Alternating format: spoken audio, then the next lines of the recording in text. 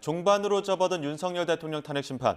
내일은 이상민 전 행정안전부 장관과 신원식 국가안보실장 등이 증인으로 출석합니다. 오늘 오후엔 마은혁 헌법재판관 후보자 임명과 관련된 권한쟁의 심판 변론 기일이 다시 열립니다.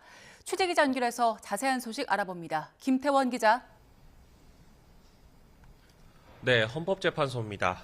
네, 이번 주 대통령 탄핵 심판의 증인 신문 일정부터 정리해 주시죠. 네, 헌재는 내일 오전 10시부터 윤 대통령 탄핵 심판의 7차 변론 기일을 엽니다.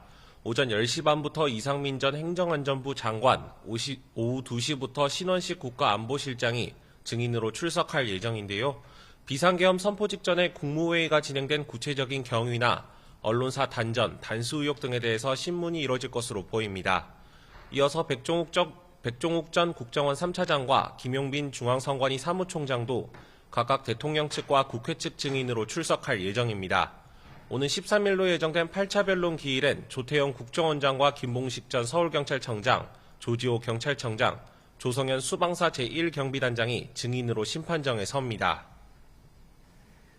네, 예정된 변론 기일이 이번 주가 마지막인데 헌재가 변론을 종결할 가능성도 있습니까? 네, 헌재가 이번 주 화요일과 목요일 이후로는 아직 변론 기일을 지정하지 않으면서 탄핵 심판이 종반으로 접어들었다는 분석도 나오는데요. 헌재 관계자는 변론 종결 여부에 대해선 재판관들이 수시로 모여 논의하고 있다면서도 아직 정해진 것은 없다고 설명했습니다. 다만 말씀드린 것처럼 8차 기일에도 증인 4명에 대한 신문이 예정돼 있고 양측 최후 진술을 듣는 절차도 거쳐야 하는 만큼 당장 이번 주에 종결되지는 않을 것으로 보입니다.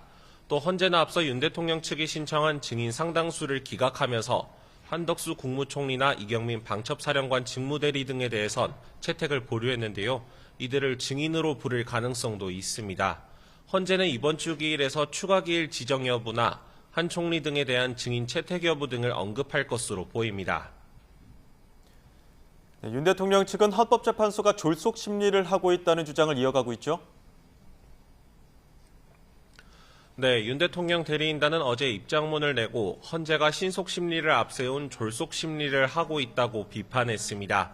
형사소송에서 피고인이 동의하지 않으면 피의자 신문조서를 증거로 쓸 수 없는데 헌재는 변호인이 조사에 입회했다면 증거로 채택하고 있다고 설명했습니다.